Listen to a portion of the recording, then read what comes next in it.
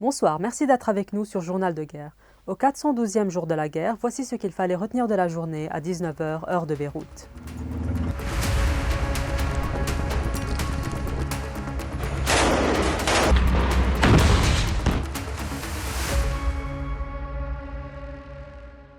Les affrontements entre Israël et le Hezbollah se poursuivent malgré un optimisme concernant les négociations de cessez-le-feu menées par l'émissaire américain Amos Hochstein. Des frappes aériennes israéliennes ont visé Har Tahrik, Bir al-Abed et Al-Kafa'at, dans la banlieue sud de Beyrouth, à 2 reprises. La seconde frappe sur Al-Kafa'at a détruit un bâtiment près d'une école pour handicapés, endommageant les structures voisines. Des attaques ont aussi été signalées au stade Al-Raya et Al-Mashrafi. Les habitants de Hadas, Har Tahrik et Ghbeireh ont été appelés à évacuer leurs habitations. Le porte-parole arabophone israélien Avichai Adra'i a publié des cartes sur les réseaux sociaux, demandant aux habitants de s'éloigner d'au moins 500 mètres des bâtiments marqués. Cela s'est produit quelques heures après le départ de Hochstein de Beyrouth. Le journal Maariv a rapporté qu'Israël s'est abstenu de frapper pendant la visite de l'émissaire américain pour éviter de saper les efforts de médiation des États-Unis. Dans la Bekaa, des frappes aériennes près de Younin ont fait 4 morts, tandis que d'autres attaques sur Baalbek et les villes environnantes ont fait 6 autres victimes. Les frappes sur Souania ont tué une personne et blessé plusieurs autres, tandis que des évacuations ont eu lieu après une menace visant un bâtiment à Ta'alabaï. Le sud du Liban a également subi des agressions similaires avec Al-Houch, Tir, Nabati, Saïda et Marjayoun parmi les zones les plus touchées. Une embuscade tenue par le Hezbollah à Taïr Harfa a détruit un véhicule blindé israélien, faisant des victimes.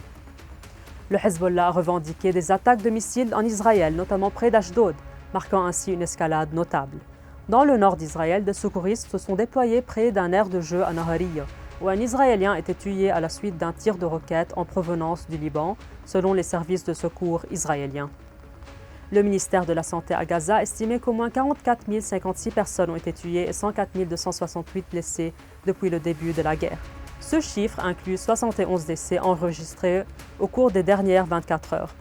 L'Agence de défense civile de Gaza a confirmé la mort de 22 personnes lors d'une frappe aérienne visant une maison dans le quartier de Sheikh Radouane. D'autre part, un directeur d'hôpital a signalé que des dizaines de personnes ont été tuées ou portées disparues à la suite d'une frappe israélienne près de l'hôpital Kamal Adwan dans le nord de la bande de Gaza. Sur le plan diplomatique, l'émissaire américain Amos Hochstein a rencontré le ministre de la Défense et le chef d'état-major israélien pour discuter d'une proposition de cessez-le-feu entre le Liban et Israël. Hochstein, qui s'est rendu au Liban en début de semaine, a déclaré après avoir rencontré le président du Parlement Nabih Berri et le premier ministre sortant Najib Mikati que la fin de la guerre était, je cite, à notre portée. Le premier ministre israélien Benjamin Netanyahou a accusé la Cour pénale internationale d'antisémitisme après que celle-ci a émis des mandats d'arrêt contre lui et l'ancien ministre de la Défense israélienne, Yoav Gallant. De même, le ministre des Affaires étrangères, Gideon Saar, a déclaré que la CPI avait, je cite, perdu toute légitimité après avoir délivré les mandats d'arrêt. De son côté, le vice-président de la Commission européenne, Josep Borrell, a affirmé que les mandats d'arrêt de la CPI étaient contraignants et devaient être appliqués. Enfin, le Hamas a salué la décision de la CPI, la qualifiant, je cite, d'un pas important vers la justice. Merci de nous avoir suivis sur Ici Beyrouth. On se retrouve demain pour un autre résumé de la situation. Retrouvez toute l'actualité concernant cette guerre sur notre site www.icibeyrouth.com et sur nos réseaux sociaux.